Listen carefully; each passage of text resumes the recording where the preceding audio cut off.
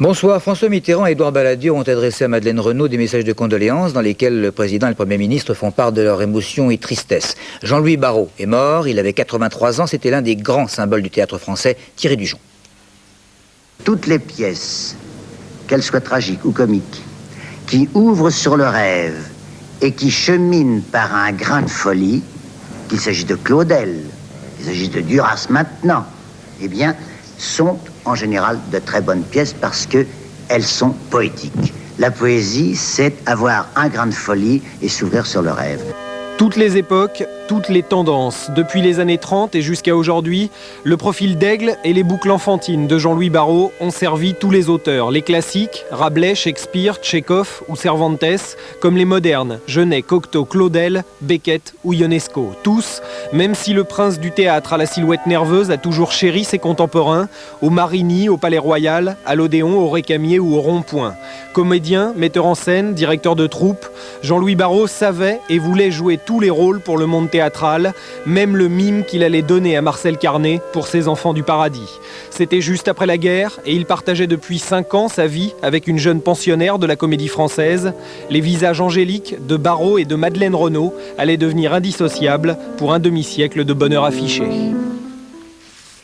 Après 2 jours d'un calme inhabituel à Sarajevo, un obus est tombé en pleine rue au milieu de la capitale bosniaque alors que des enfants faisaient de la luge. 3 fillettes, 3 garçons de 6 à 12 ans ont été tués sur le coup. 2 autres seront grièvement blessés. Ce soir, le Premier ministre bosniaque a exigé des frappes aériennes contre les forces serbes qui assiègent la ville. L'étranger, c'est aussi l'hommage de la communauté internationale à Johan Jørgen Holst, le ministre norvégien des Affaires étrangères, inhumé cet après-midi à Oslo. Parmi les personnalités, Yasser Arafat et Shimon Peres. Johan Jørgen Holst avait été l'artisan du rapprochement israélo-palestinien. À la suite de la cérémonie, le Premier ministre israélien et le chef de l'OLP devaient se rencontrer pour tenter de débloquer les négociations de paix au Proche-Orient. Retour en France, conforme à la Constitution, la loi sur la peine incompressible de prison pour les auteurs de meurtres d'enfants accompagnés de viols. Le Conseil constitutionnel avalise également la loi sur l'audiovisuel adoptée par les députés, c'était le mois dernier. Un appel des fédérations de mineurs pour que ces derniers et la population des régions minières participent à une grande manifestation nationale le samedi 19 février à Paris. On passe au football, Coupe de France, quelques surprises, Beauvais qui a dominé l'équipe de Division 1 Le Havre, 3-2, 7 qui bat Caen, 1-0. Martigues qui se fait dominer 2-0 par Bastia, Châteauroux 1-0 contre Angers, Cannes subit un 3-2 face à Guingamp et puis le 10-0 du Paris Saint-Germain face à Côte-Chaude Saint-Étienne. En ce moment, il y a d'ailleurs pas mal de prolongations.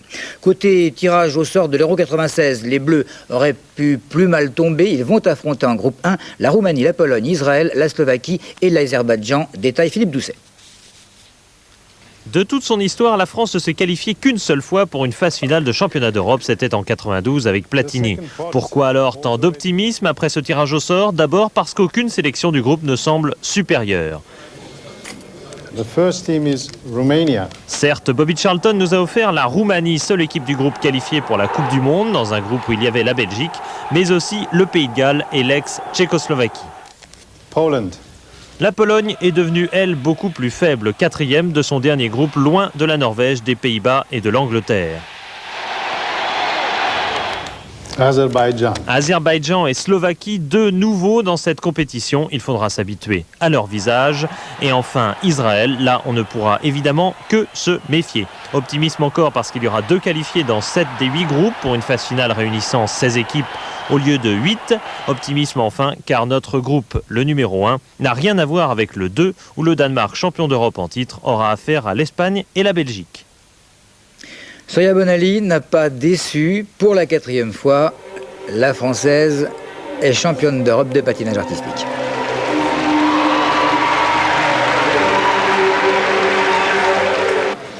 Elle devance la championne du monde, l'Ukrainienne Bayoul, et la Russe Markova. Quant à l'Allemande Katharina Witt, placée 9e, elle a réussi à se qualifier pour les Jeux Olympiques de Lillehammer. La météo pour demain, Caroline Corvézier.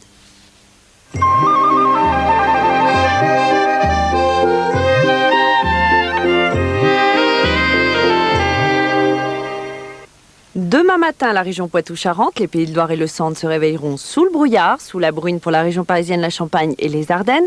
Pour le reste de la moitié nord, encore beaucoup de nuages et plus au sud, quelques éclaircies, voire carrément du soleil autour de la Méditerranée. L'après-midi, au nord d'une ligne Bordeaux-Lyon, nous retrouverons la grisaille et la pluie pour la Bretagne, la Normandie, le Nord et la Picardie.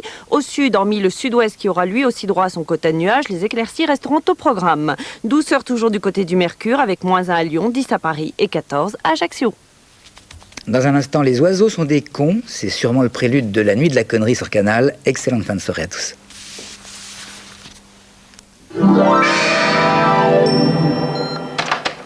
J'ai pris une décision. Premièrement, tu vas déménager. Deuxièmement, tu vas quitter Samy. Troisièmement, tu pourras plus jamais regarder un mec de ta vie. Quatrièmement, je te quitte. Et cinquièmement, tu seras tout seul. Tout seul. Bref, je souhaite plus ton bonheur.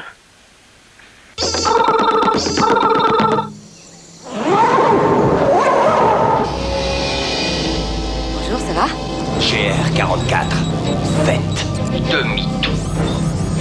Vous êtes un peu perturbé. Ça va pas se passer comme ça. Ah non alors? Vous devez retourner dans votre chambre. Qu'est-ce que vous faites comme ça? C'est dangereux par ici. Musclé, violent, speed, le Belge Van Damme est un cyborg en cavale. 20 $ de caution, t'as demandé, eh ben. Oh non, vous n'avez pas recommencé, non. Il n'y a pas moyen de faire autrement. Bon, d'accord. Universal Soldier, dimanche 23 à 10h45. Alors, bien mangé?